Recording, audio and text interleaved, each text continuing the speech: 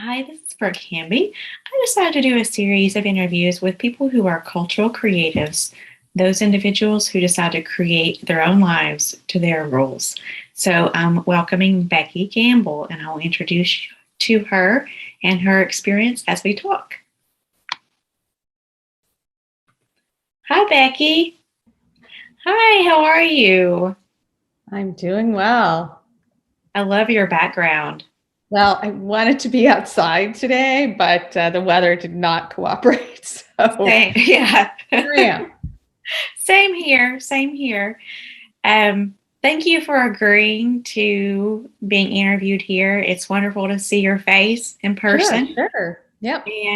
And the reason I reached out and wanted to interview you is I saw that you are basically a nature lover, explorer, writer, and life coach. And I know there are other people out there who will learn from your own experiences. But can you talk a little bit about as a what other people term too, a cultural creative, those of you who've chosen your own path, you go from one place of where you were and you know it doesn't work for you to somewhere else. Can you talk a little bit about where you were and um, if you've always wanted to do what you're doing and you've always done it, or there were some transitions in the process? So, how did you know to move in the direction of where you are now? It's so interesting the way you just described that, right? About being in one place that you're not, you know, satisfied or isn't as rewarding as it once was or whatever, and moving to a place that is more so, right? And Right. like that's the whole concept of coaching, right? It's to get from point A to point B, whatever that is. But I found my way here in a very roundabout journey. Um, and as I continue to tell my own children, there is no straight path anywhere. It's just windy and zigzaggy, and there's some meme someplace that it demonstrates how that works. Like in society, they took all this data and then made this graph, and it was a mess. And so I'm a shining example of just I call it, a lot of people call it following the breadcrumbs. Um, and for me, like I graduated from college and kind of had a really traditional career in a couple of arenas, but mostly human resources. And then after I had my second child, I decided to take some time off. And once the I have three, and once the youngest was sort of, I don't know, in preschool or something, I'm like, what might I want to do? And at this point, we lived in Chicago, and I did some volunteer work with students that didn't have access to help in figuring out what they were going to do after high school. And so I volunteered and helped students fill out college applications and like navigate, different types of things. And I really loved it. And I thought, oh, I should go back to school for this. And somebody said, oh, no, you can just do that. Like there are independent college counselors. So I looked into that, got certified, started doing that, and we moved to Vermont. And this little background is kind of behind my house. And so this is my playground. Wow. And so I did that for about a decade. And while I loved it, there were pieces of it that I started to like less.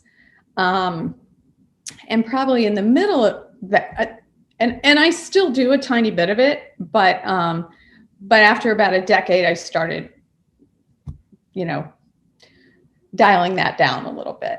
And in the middle of it, I have this vast access to just incredible natural resources in where I live. Hiking, lakes, rivers, just everything. And so I really found my way back to a connection that I had as a child in the midst of that.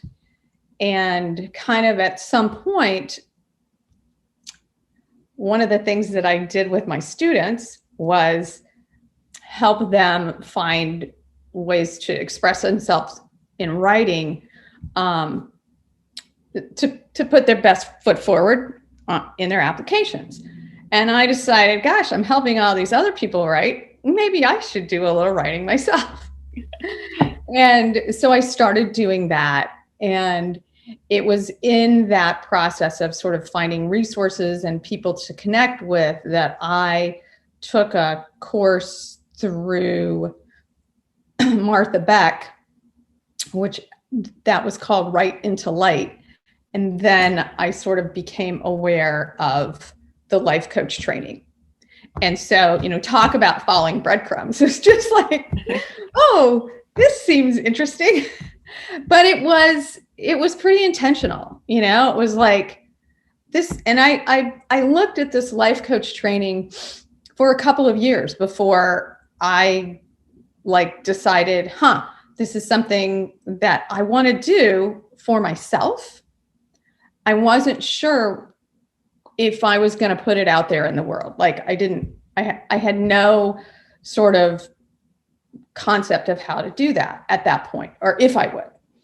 And midway through that coach training, I met a woman who was a master coach who I just really resonated with her style. And then it turned out that she had this whole community for life coaches who were looking for a little bit more. And her name is Bev Barnes, and her business is Soul's Calling Academy. And so then I ended up going through a coach and facilitator training program with her, which really resonated with me far more than just the traditional life coaching, and it marries together really well. But I couldn't figure out with the traditional life coach model how I was going to integrate my love of being outdoors and just all of what feeds my soul with the traditional model. And it turns out with the Soul's Calling model, it was a perfect marriage. And so, and the journey continues. I continue to sort of follow what lights me up. And so that's kind of how I landed where I am. Right. Wow. What a great journey you've had to just following your nose, following the breadcrumbs, what felt right to you. Yeah. So it sounds like you made a lot of choices along the way, a lot of decisions to leave things, begin something else, and you just kind of followed your instinct on that. What was the best experience about getting to where you are now, which has been a journey and years in the making? What was the best moment for you, or the most aha moment for you in that process? Oh gosh. There were a couple. I would say there were two that really stand out above everything else. The first really was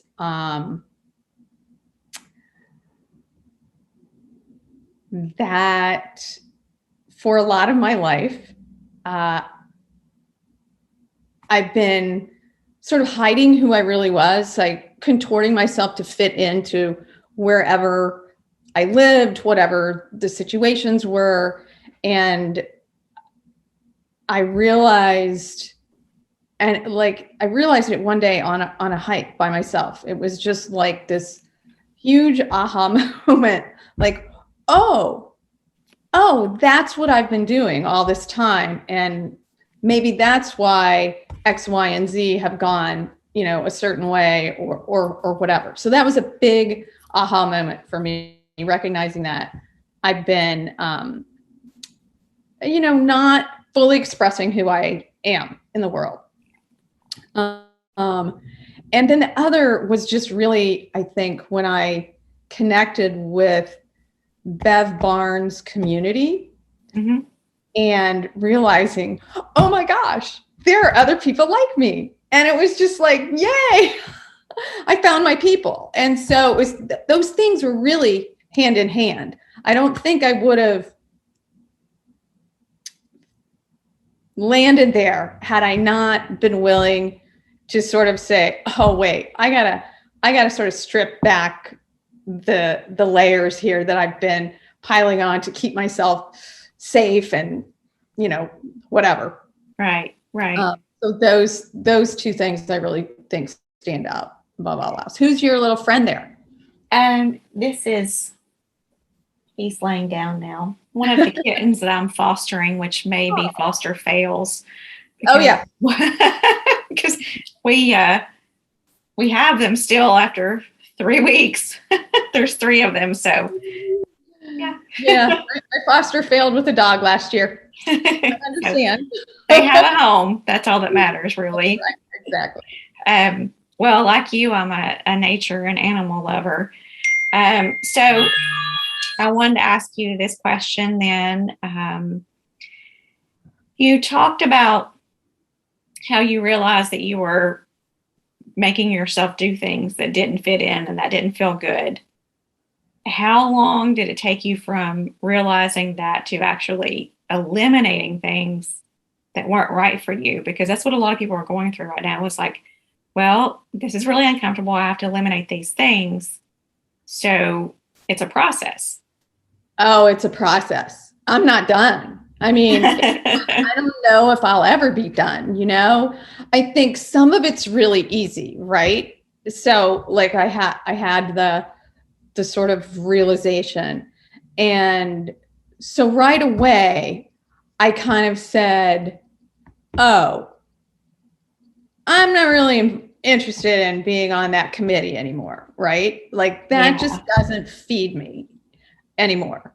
That kind of thing, I'm just not interested in doing at this point, right? So some of it like that, like everyone has different words for it. Like it's the low hanging fruit, right? You're just kind of like, that's easy stuff. I mean, there are huge things that I think, especially, as you said, a lot of people are, in this sort of moment, they're realizing, especially, I think, given what we've all been through collectively in the last 18 months, like, I'm not sure this job or where I live or whatever is like the right thing for me.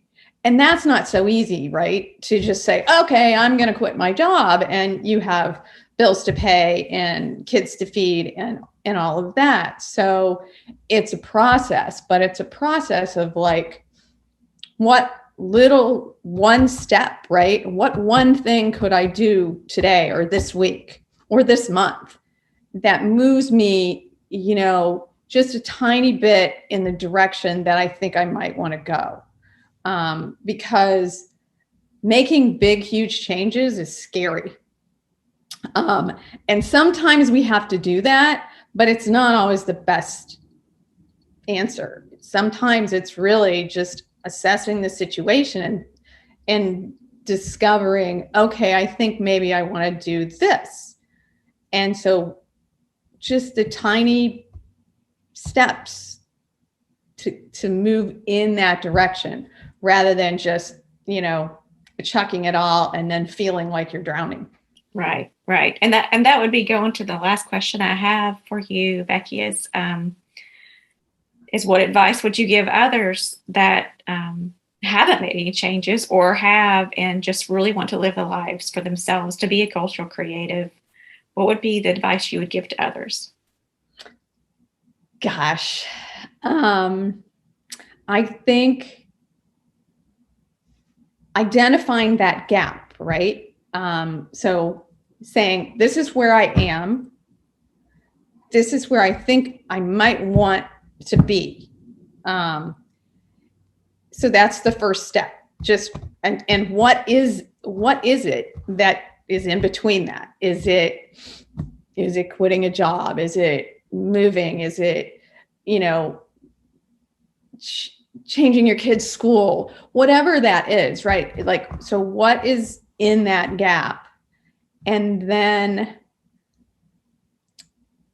very kind of kindly and gently, because sometimes we're like, I should, I have to, I this, and it's like, no, just pick one little thing that you feel good about working on in that direction.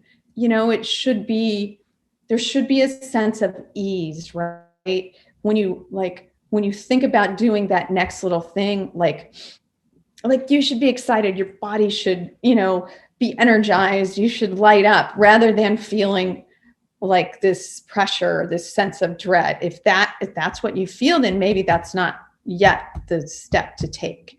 Just, it's like, I often ask in my coaching, what feels like love?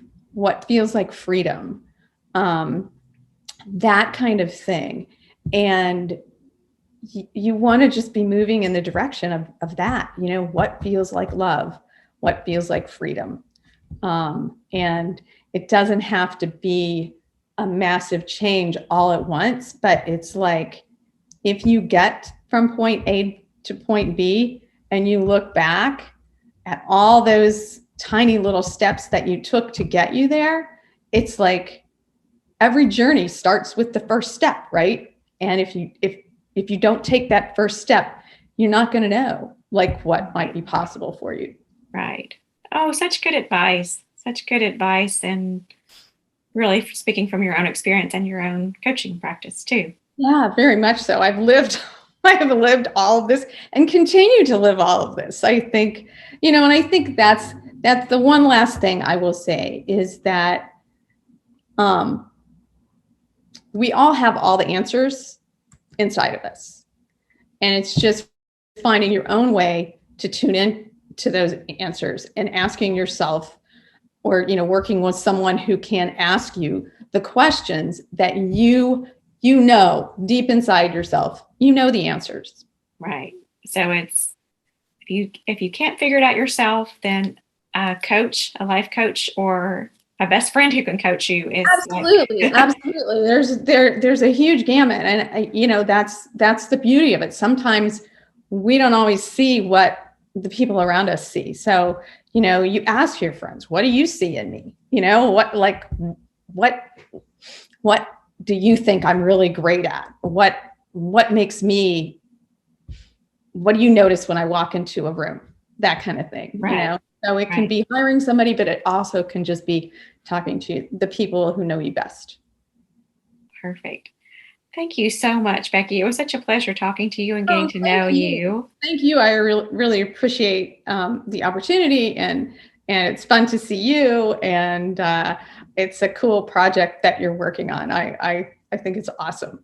Thank you. I've enjoyed meeting people and getting to know their stories, and it's just been an adventure for sure. I bet. Like it's amazing. You're doing 100 of these? Well, that's my goal. If I can find the people, that's yeah. Okay, now I found one person, and there's another person. That's great. It's fantastic. So I'll be excited to hear how it goes for you. Thank you, and I will be happy to put this video and share it with everybody else, and links to you as well. Thank you so much. Awesome. Thank you, Becky, and I hope you have a wonderful day. You too. Take care. You too. Bye-bye.